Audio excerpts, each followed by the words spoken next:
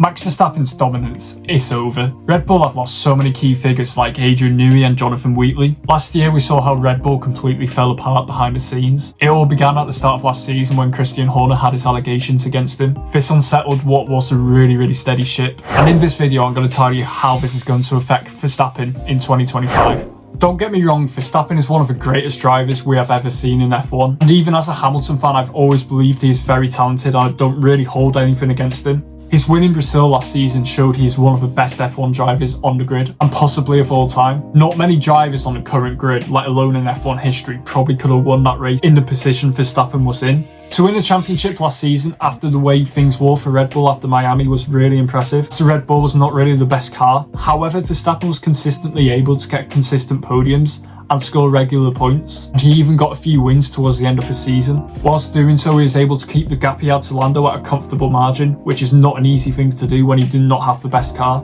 But we've seen way too many times, especially last season, where Max can lose his head when he is under pressure. Mexico last season was completely embarrassing for Max. The way he was driving against other drivers was just not right. He started off by forcing Sainz off at turn 1. Now, to be fair to Verstappen, he was ahead going into the corner, but Sainz still deserved racing room. However, that was not the worst part. He then forced Lando off the track at turn 3 twice, but that's still not the worst action. After Lando finally had enough of Max's childish nature, he eventually got past him, but then Max decided to send a move all the way back from Amsterdam at a corner where it's near enough impossible to overtake, forcing both him and Lando off the track. And I feel if Lando didn't take avoiding action, then both of them would have ended up in the wall, and it probably would have caused a really dangerous high-speed accident. Like, just look at the footage. Max had no chance of making that corner, and it's a miracle neither him or Lando ended up in the wall. This isn't the only time Max has driven like this either. Look at Hungary from the same season where he tried a similar move on Hamilton, and it ended up in Verstappen's car going higher than Snoop Dogg. Also look at incidents in Brazil, Spain, Imola, Monza in 2021. All of these were really dangerous moves, and it's a miracle only one of them ended up in an accident where Verstappen took himself and the other driver out the race. That other driver being his championship rival, Lewis Hamilton. Now, do you notice a theme here? Every single move by Verstappen I have just talked about has been a move against the championship rival. Okay, his move against Hamilton in Hungary.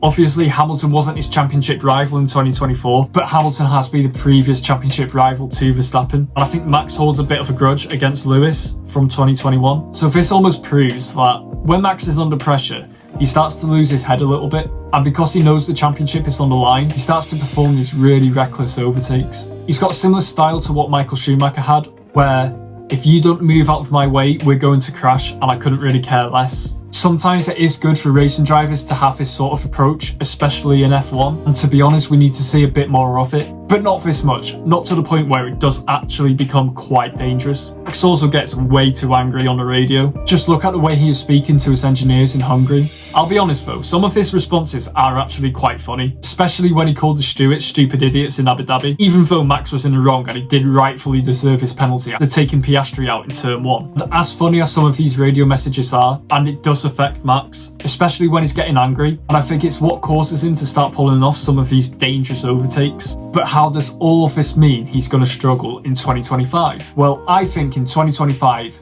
we're finally going to see a season where Red Bull don't have the most dominant car. This ties back to the fact Red Bull have lost many key figures over the last year. Now, I don't know who's replacing Adrian Newey in Red Bull, but they are some really big shoes to fill. And every time Red Bull have had a championship winning car, Adrian Newey has been the one who has designed that car. So as Red Bull won't have the most dominant car, Verstappen's going to find himself in a championship fight with potentially up to 3 drivers, maybe even 4 if Hamilton can sort out his consistency and find his form. We've seen and discussed how Verstappen treats his championship rivals, and if there's going to be 3 of them, there's more opportunity for Verstappen to drive the way he does. As I said, Verstappen's a really good driver and deserves most of his championships. However, he's got to change his approach. It's not acceptable and it's not fair, and it's only going to cost Verstappen the points he really needs this season because he is going to be in a championship fight. Still though, there is actually a part of me that does enjoy this behaviour from Verstappen because it adds a bit of spice into the sport. People love to see competition and rivalries develop. I've had friends come up to me who don't really watch F1, and they say that they like how Verstappen appears that he doesn't care about the things he does.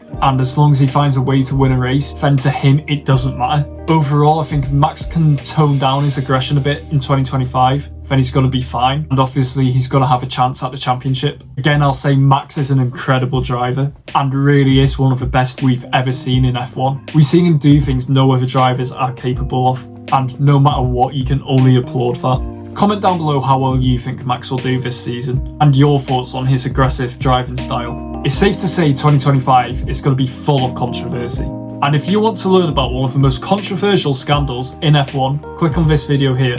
Thanks for watching, subscribe to the channel, and I'll see you all in the next one.